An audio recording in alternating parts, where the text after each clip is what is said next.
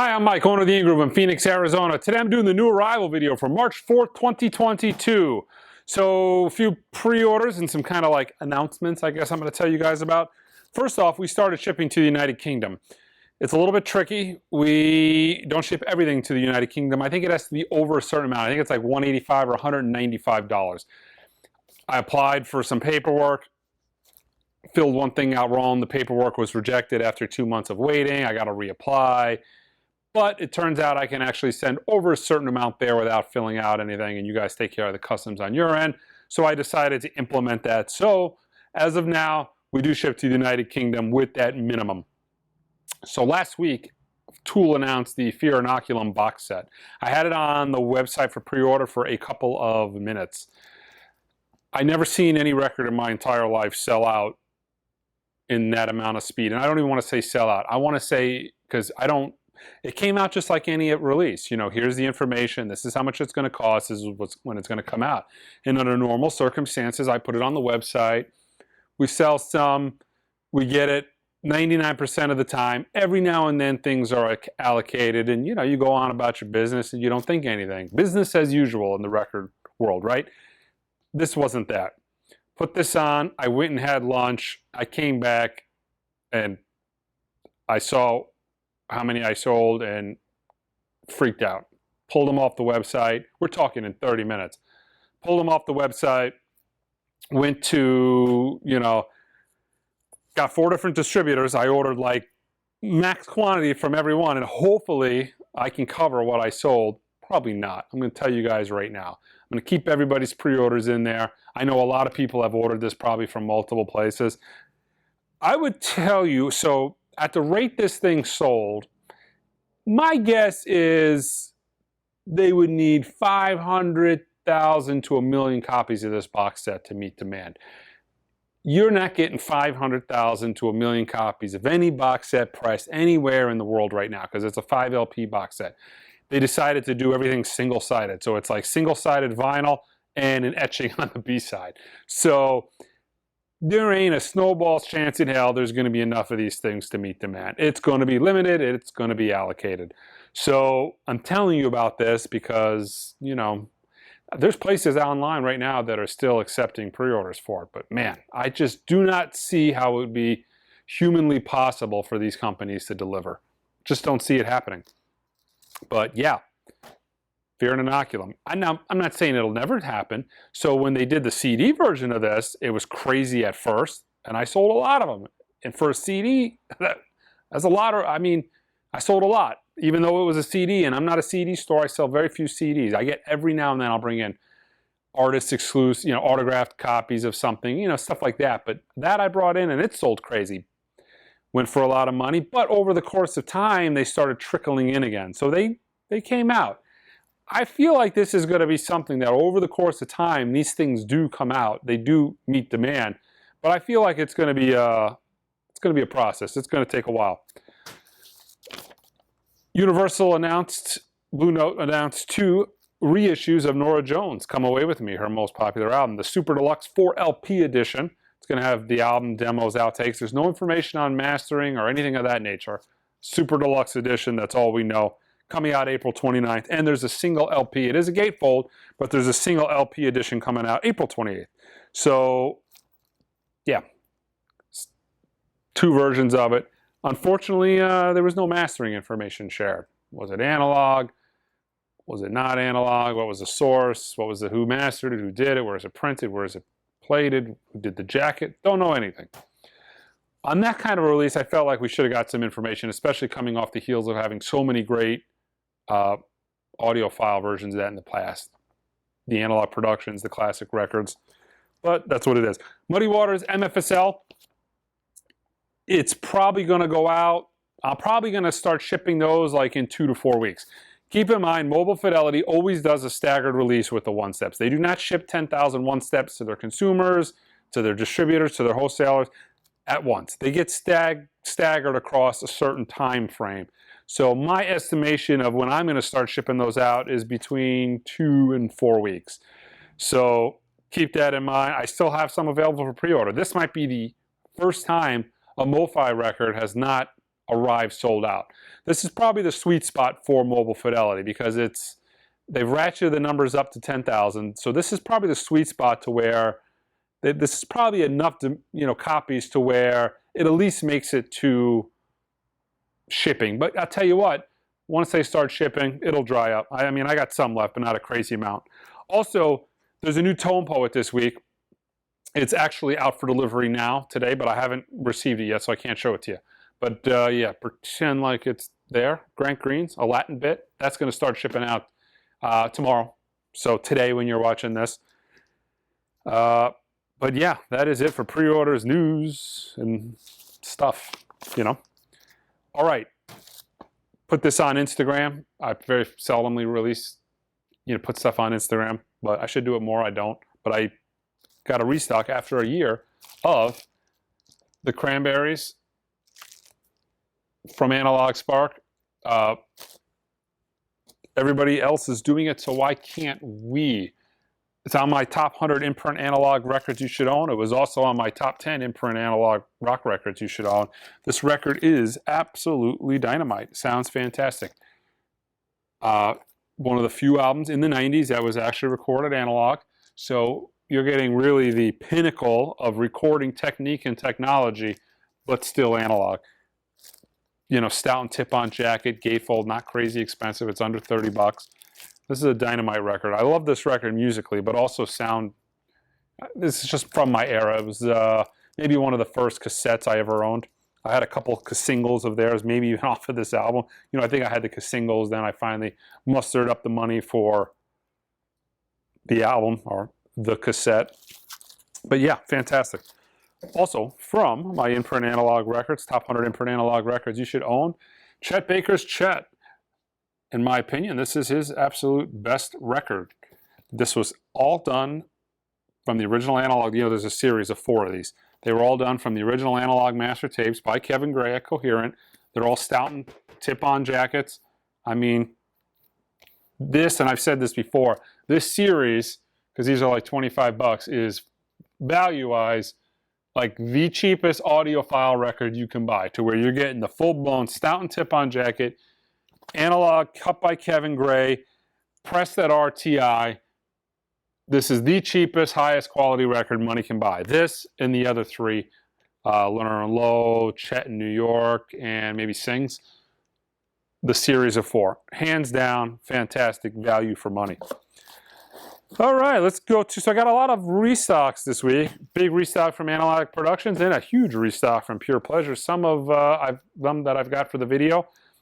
I probably have another 150 titles that are going to be going out over the next couple days. So if you check the website, you will see a huge amount of these things being put into the system for the first time. So that'll be on our main page.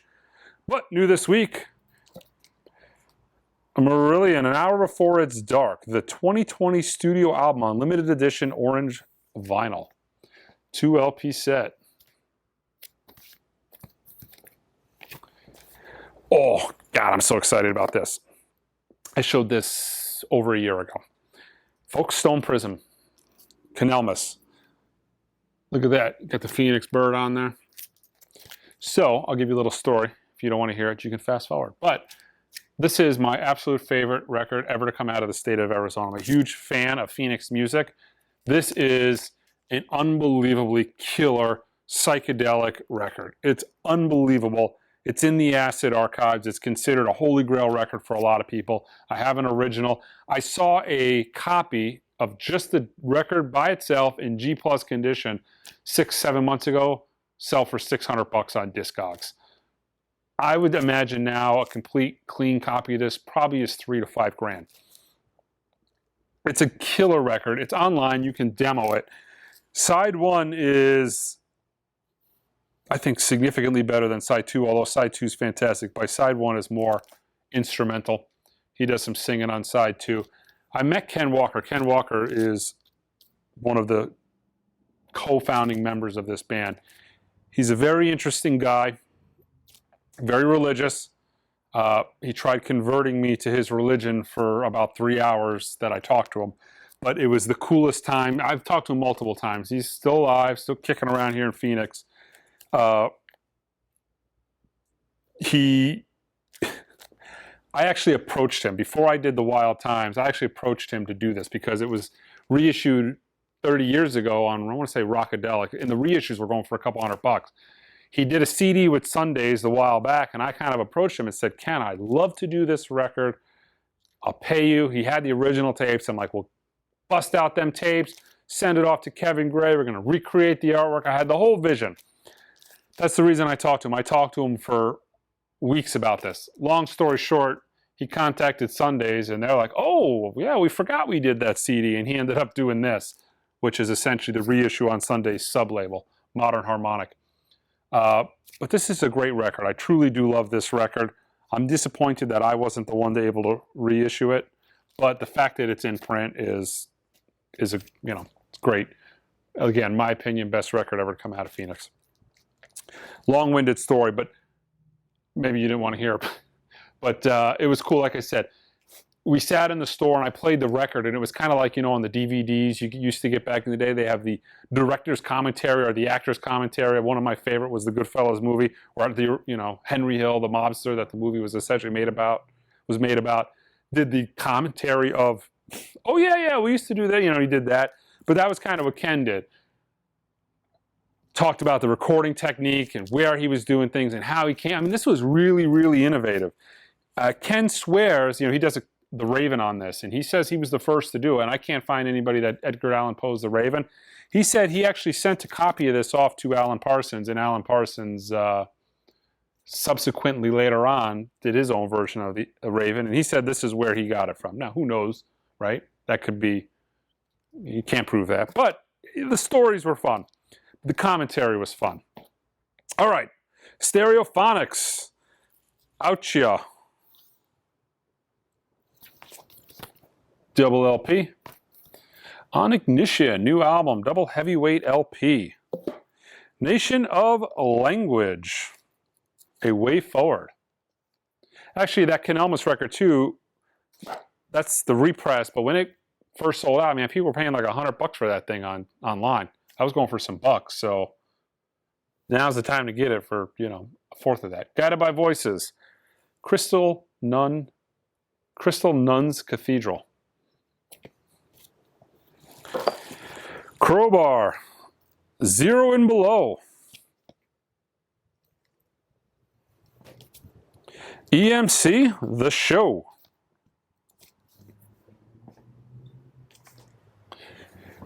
This was a pre-order on the website. This should probably start going out in the next, probably tomorrow. Piper at the Gates of Dawn, the first album by Pink Floyd. This is cut by Bernie Grundman. This is the mono mix. It originally came out a couple years ago as a Record Store Day exclusive, and 2-3 years later, we've actually got a standard reissue of it. Bahamas, Live to Tape. Kind of a cool little collage of musicians playing there. Kiefer Sutherland, limited edition white vinyl of Bloor Street. Brand new album featuring the single Two Stepping in Time. Includes a digital download card. Luna Lai, Duality.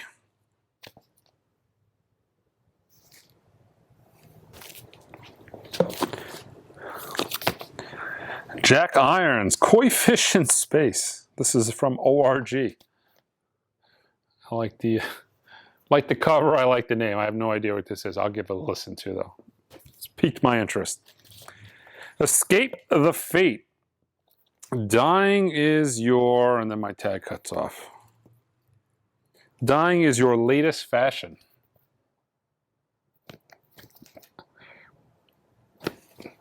Not my latest fashion, but I guess I'm getting old and curmudgeon-like. Let's see. Peach Pit from 2 to 3. Pretty cool cover on Columbia. The Verve Pipe, Threads, featuring 12 new songs from the multi-platinum alternative band. Let's see. Coffee Talk, official soundtrack by Black Screen Records. Official soundtrack to what? I'm not really sure. Is this a movie? Is this a series? There's so many streaming platforms now. You got all these soundtracks and whatnot coming out. I don't know what half this stuff is. Okay, let's go over the, what do we got here? Actually, we got some more stuff, and then I'll go over the analog production stuff. Let's go ahead and butcher this guy's name. It is Nilüfer Yanya. Direct and powerful second album. Let's see, Indie Record Store. Shop Blue Edition on limited cloudy vinyl. And the standard black version. Yeah, that's it. 2 variations. We've got more King Gizzard and the Wizard Lizard. I feel like every 2 weeks we have a new release by King Gizzard and the Wizard List. But let's see what it is. Live in Melbourne, 2021. I mean, 2021. It just became 2022, and with the amount of time it takes to get vinyl, they must have recorded this show and had this thing off to being pressed that week. This is on Needle Juice. Live from Melbourne on this is the Dragon Fury edition on blue, green, and yellow swirl and red and orange splatter vinyl. But wait, there's more. We have a 11 LP King Gizzard and the Wizard Lizard box set. Looks really well done, actually. This is live in 2019. We've got 5 complete shows. 5 shows, 11 LPs on 180 gram vinyl with color, exclusive color variants. Actually, the vinyl variants look pretty cool on this. But yeah, there we go. Big fat box set of King Gizzard and the Wizard Lizard. So, yeah, all right. New Beasties reissue. I'm guessing a lot of their stuff is, a lot of Beastie Boys stuff has been awaiting repress for a while. They're probably going to get around to start repressing that stuff. Might be represses or might be like that. It might come in the form of a reissue. Strame Multitude Indie LP.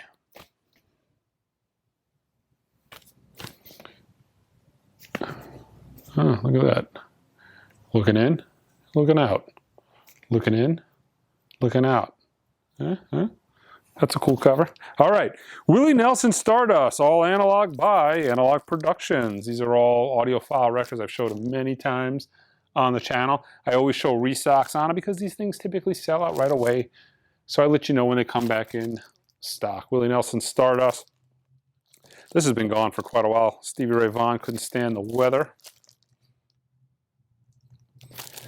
I got Duke Ellington's Masterpieces. This comes out in actually 2 flavors. It comes out as a single disc, 33 RPM, and a double disc at 45 RPM. One of the earliest LPs you're ever going to find. I think this was, yeah, originally reissued in 1951. Most LPs at this time were 10 inches, so for a pretty rare to find 12-inch LPs from that era. And it actually, for the time period, sounds extremely good. Couple classical restocks. I was actually getting a little bit worried that we hadn't seen a lot of these in print in quite some time. They were out of everything, but it looks like they're finally getting around to repressing some of their RCA Living Stereo titles. I mean, you know, good play. If you're not a huge classical fan, some of these more well-known titles, if you're an audiophile or you want to hear some killer sounding classical, these RCA Living Stereos are really a good place to start. You know, classical record collectors around the world covet these things, and they're extremely desirable. Tchaikovsky's 1812 Overture. Boston Symphony Munich, a stereo spectacular. These are all 33s, these two. Let's see, 33 RPM of the legendary Son House, father of the folk blues. Absolutely fantastic sounding record. I want to say my top 100 imprint analog record list has the 45 RPM version of this on it. Greg Allman's Laid Back. Herbie Hancock's Headhunters. This is the 33 RPM version. This record is absolutely dynamite. It's got the more well-known version of Watermelon Man. The second time he recorded it. It was on his first album, First Take. But the more funky version is on Headhunters. One of my absolutely favorite of all-time classical records, and it was on my, you know, it was on my holy grail list for quite some time. But I finally got a really clean copy of it. Witch's Brew. One of the most desirable living stereo titles, you know, top 5 anyways. Fantastic sounding record, really fun. Yeah, it's got a killer version of A Night on Bear Mountain, Migorsky on it. Fantastic sounding record, really good. There was a series that they did, so most of the RCA Living Stereo stuff was done here, but there was a series of stuff that was done in England to where RCA actually licensed it, and those actually are really good titles. The Royal Ballet, I believe, the most expensive RCA title, is one of them. This is another one, you know, another one of them. So some of the best stuff that RCA ever did were those, you know, those licensed titles. All right, this is the 33 RPM version of Muddy Waters Folk Singer. Killer sounding record. The 45's on my top 100 imprint analog records list you should own. Holly Cole's Temptation. This is the double disc version of it at 33 RPM. I also have the 45 RPM box set of these things still in stock. Albert King and Stevie Ray Vaughan. Double disc. Leonard Skinner at Second Helping. This is the 45 RPM version.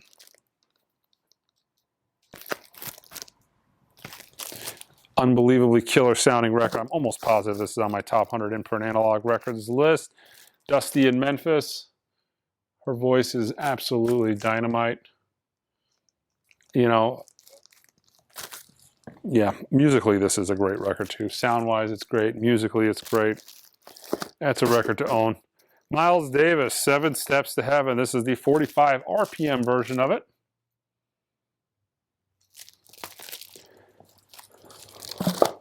From my top 100 imprint analog records you should own list, Buddy Holly's self-titled album with Peggy Sue. Analog Productions did 2 of them. They did the first album with the Crickets, and then they did a solo. I think the solo record, sound-wise, is a better sounding record. Willie Nelson, And Then I Wrote. This is the last record that was issued by Analog Productions. Willie Nelson's first record has a lot of his, songs that he wrote for other people. Him doing it like Crazy, for instance. Let's see, Crazy. Funny How Time Slips Away. Elvis covered that.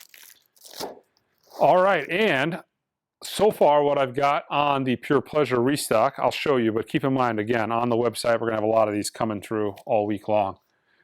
A lot of soul jazz, spiritual jazz I processed so far. Cecil McBee. Music from the Source. What is this on originally? Enya. Horace Tapscott, The Call. This was on Nimbus. This stuff is just, for me personally, it's not for everybody, but this more avant-garde stuff is, these records are, you know, impossible to find. You might go your whole life and never see one of these things in person. Some of these things you might have to put, you know, a search online, and maybe one will pop up every couple of months. They're generally not easy to get. So having readily available reissues of this stuff, pretty good. Live at Lobero, Horace Tapscott. This is originally on Nimbus as well. So Pure Pleasure is a lot like Speaker's Corner, except they're based out of the United Kingdom.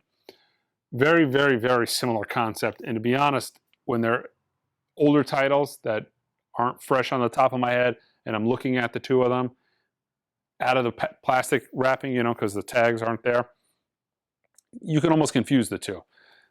They're typically made at the same place. They typically do everything at Palace. They have the more generic covered jacket. But yeah, maybe they've even done some crossover titles. I'm not sure. But a lot of their stuff is really fantastic. Not everything, but a lot of their stuff is fantastic.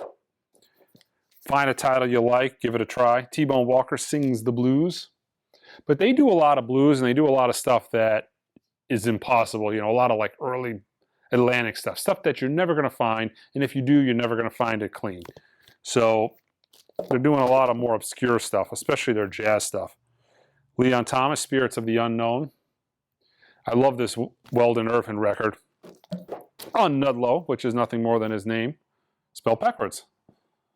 Nudlow, Weldon Irvin, Time Capsule. I actually got 2 of these in the George Benson collection. Absolute dynamite record, very funky, fun to listen to. Goes for like $1,000, maybe $1,500 in clean shape. Like this. This is a great record. Freddie Hubbard, Straight Life on CTI. The CTI stuff used to be so easy to find 15 years ago. Not anymore. Not easy to find. It's nice to have, you know, probably not, you know, a super expensive record, but not readily available. Horace Tapscott. This is Pan-African People's Orchestra. Original on Nimbus. About 4 or 5 of these titles I'm going to be picking up myself. This is one of them. This Nate Morgan is one of them because I do not have them, and I don't have originals, and I do not have the represses. Let's see. Nate Morgan, Retribution, Reparation. Stanley Turrentine, another CTI title. This is a fantastic record. George Benson's on it. Ron Carter, Freddie Hubbard. I actually talked to George about CTI, and you know, we talked at great length, and he was a fan of the label. He was a fan of the people that were there running the label. It was just and you know, his take on it was kind of an underfunded label, and that's why some of that stuff wasn't as big as it ought to have been. Jim Hall. This is an amazing Jim Hall record. This is a double disc. Chet Baker, Ron Carter, Paul Desmond, Roland Hanna, Steve Gadd. One of the best records probably ever to come out on CTI. One of the top 5 for sure. This is actually a really good sounding version of it as well. This is one of their better sounding titles as well. Otis Rush, Right Place, Wrong Time. This Gary Bias, I put this on my top 100 in-print analog records you should own. East 101. This is actually cut by Kevin Gray. Kevin Gray does cut 4, just like Speaker Corner. He cuts a lot of stuff for pure pleasure. I only got a few of these in the system now, but as I unbox more stuff, more of these will go onto the website. So if you want it, I don't have it there, just put a restock notification in. Thad Jones, Mel Lewis, Consummation. This is on, what is this on originally? Copyright is owned by Blue Note Records. Okay, that doesn't tell me too much on who originally did it. Not sure what this originally was on. I do not have this in my collection. I'm going to take this one as well. Portraits in Blues.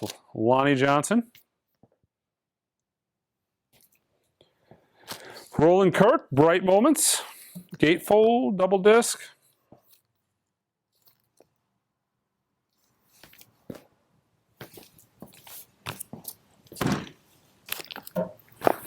What do we got here? The Dirty Dozen Brass Band.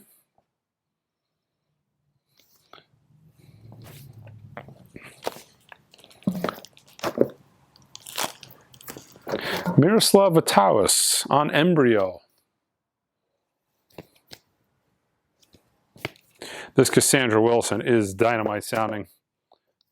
Blue Light Till Dawn, double disc. Pretty much all of her stuff at one point they did, and maybe they were the ones who did it for the first time on vinyl. I want to say a lot of the Cassandra Wilson stuff is going to be coming out soon as a Blue Note Classic series, if I'm not mistaken. I thought I saw a blurb on that. Count Basie, The Music of Benny Carter.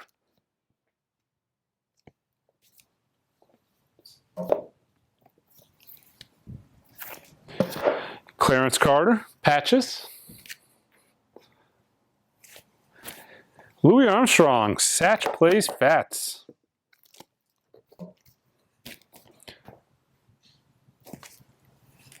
Let's see, Robert Pete Williams with Big Joe Williams.